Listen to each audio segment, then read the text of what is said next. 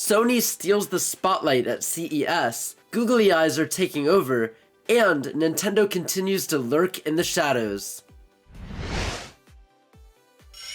Ladies and gentlemen, welcome to the Skyrise, your early morning show where we talk all things gaming. I'm your host, Skytune, and this show is powered by Patreon. If you'd like to support, go to patreon.com/Skytune, or click the link in the description below and pick a tier, any tier. It's what keeps this show going after all. We've got a lot to cover today, so let's get into it. For our news segment, Sony absolutely dominated CES 2025. Now, if you don't know what CES is, it's basically this big event where all of these different companies come together to show off their new technology. And Sony, not only did they announce Horizon Zero Dawn and Helldivers both getting movies, but they went above and beyond when they allowed players the ability to be able to smell, you heard that right, smell their video games. Check this out. What you're seeing is a completely immersive experience, no VR headset necessary. All around are these huge panels that put you inside the video game world. In this example, players demoing the Last of Us game could see, hear, and even smell their surroundings. Sony plans to do this for many of their other franchises as well, but we're several years away from that, so we're just gonna have to wait and see. Now, let's shift our focus and talk about the googly eye takeover. Picture this. You're a kid, super excited about receiving a brand new video game for the holidays, but when you open your game, you see a googly eye staring right back at you. Sources say this has been happening since 2023. Now, multiple people report opening their gifts recently, only to find a googly eye where the Switch cartridge should be. This could be as simple as a prank, but claims do say that every single Switch game has been sealed. So, I guess we'll never really know for sure, but it is definitely strange. And our final story. Nintendo seems to be doing everything, and I mean everything, except telling us about their new console. A few days ago, they updated their Twitter banner to a picture of Mario and Luigi gesturing at nothing. Literally nothing. But that did not stop Nintendo fans from going absolutely crazy. If that's not enough, Pokemon data miners discovered the Pokémon Company's source code pointing towards Legend ZA info for February 27th. Now, what falls on February 27th? Oh yeah, that's right, Pokemon Day. More than likely, obviously it's not official, but more than likely, the Pokemon Company will be hosting a Pokemon Presents and tell us some more info, maybe drop another trailer about Legends ZA. Either way, nobody is making any moves, and the Nintendo community is more frantic than I've ever seen them before. Aside from all of that, let's move on to a little game I like to call Character Conundrum. Every week, I'll describe a different video game character, and whoever guesses correctly first in the comments will get a shout out on the next episode. We'll start on the easy side. Here's your clues. This character hails from Brooklyn, New York. Their job requires getting their hands dirty, and they hate mushrooms. Who could this be? Good luck to everyone, and stay tuned for the answer. Next up is what I've been playing. I recently started this game on the PS5 called Stellar Blade, and I played the demo for it last year, but as soon as it released, it immediately went into the backlog, and everybody knows how that goes.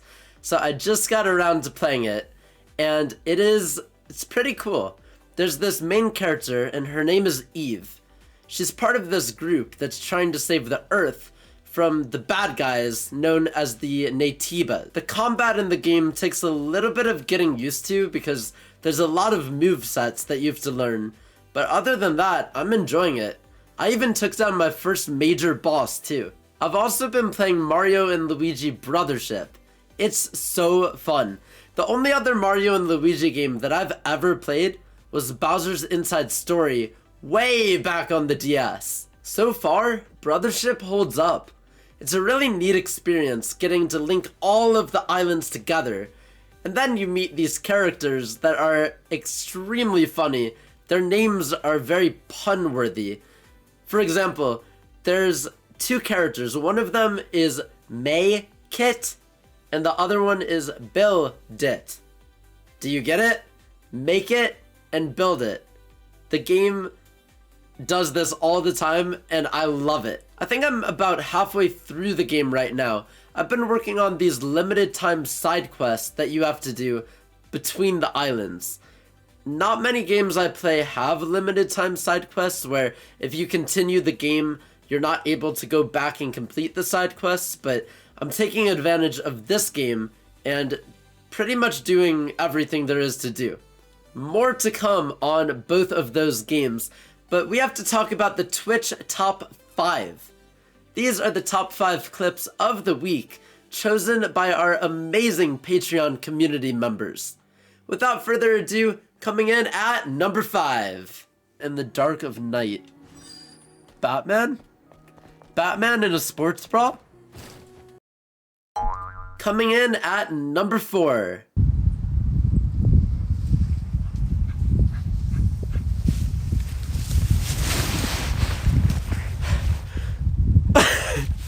Get your screenshots! Coming in at number 3. I'll for sure live this time.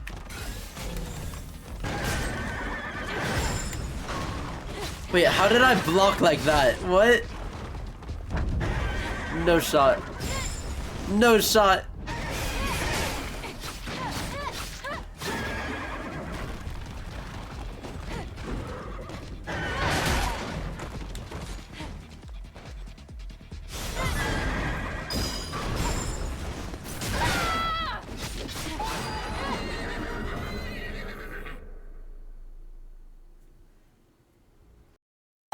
Coming in at number 2.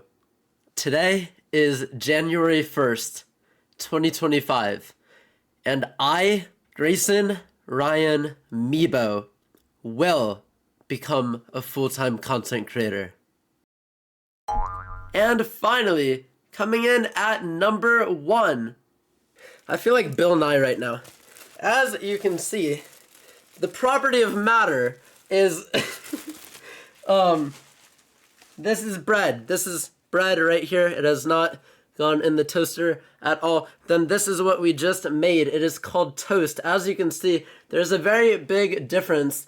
They're both, this one's browner and darker, which means that it got toasted in the toaster right over there, meaning that this bread has now turned into toast. Now, this is bread still because it has not been toasted by the toaster, which is called a toaster because it toasts the bread, and this one has been toasted. Thanks for watching. Thank you to everyone who voted. Be sure to catch all of these clips and more when I stream live every single day on Twitch. It's time for the luck segment I like to call Pok Pools. Each week, I'll open a random pack from Pokemon TCG Pocket, and we'll see how many rare cards we can get. This week, I'll go with Mew's Mythical Island pack, but you have the power to decide which pack we open next week by commenting down below. Whichever pack has the most comments will be chosen. Go ahead and open this, and we'll spin to some random card. Yeah, that works. Okay. Open it up. What do we get? Anything good? We got a Liepard. Also, I don't pronounce Pokemon names correctly. I just don't. You're gonna have to deal with it. Geodude, Volcarona, Slazzle, Behem, and that's it. Alright, it's time to answer some questions from our Patreon community. We have one right here from Galaxy, who asks, what game would have to be on the Nintendo Switch successor to make it a day one purchase? It's a really good question. I would say Mario Kart 9 or 10, whatever they're gonna call it, because it's been over a decade since we had Mario Kart 8 back on the Wii U. And yeah, it's cool. Okay, they added Deluxe to the end of it, ported it to the Switch, then they gave us a ton of tracks for the DLC, held us over for several months, but I think it's time for a new gimmick. I made a video about this forever ago, but whatever they do, I think that they need to make it new, exciting, innovative. We've waited over a decade. It's definitely time for a new Mario Kart game. So that would definitely make me purchase the Switch successor on day one. I'm gonna purchase the Switch successor on day one regardless, but Mario Kart 9 as a launch title would be amazing. Let me know in the comments, what would everybody else answer this question with? What would be your day one game that launches aside the Nintendo Switch successor? Keep sending in your questions and they might be answered in a future episode. Before our time is up, we need to shout out our solar superstars. Those who are the most essential part of making these weekly episodes the best that they can be. Here we go. Galaxy, Ollie, Sir Squiddy the 8th, and Hi I Am Alive. Of course, we can't forget about our elevated heroes, Bounds, https.plud, and Meep. Without your continued support on Patreon, none of this would be possible. Thank you so much to these incredible people. If you'd like to join a tier starting for as low as $1, check out the link in the description below. That'll do it for our first episode of the Skyrise. If you enjoyed, please be sure to leave a like and subscribe for more. Thank you so much for watching, and I'll see you next week.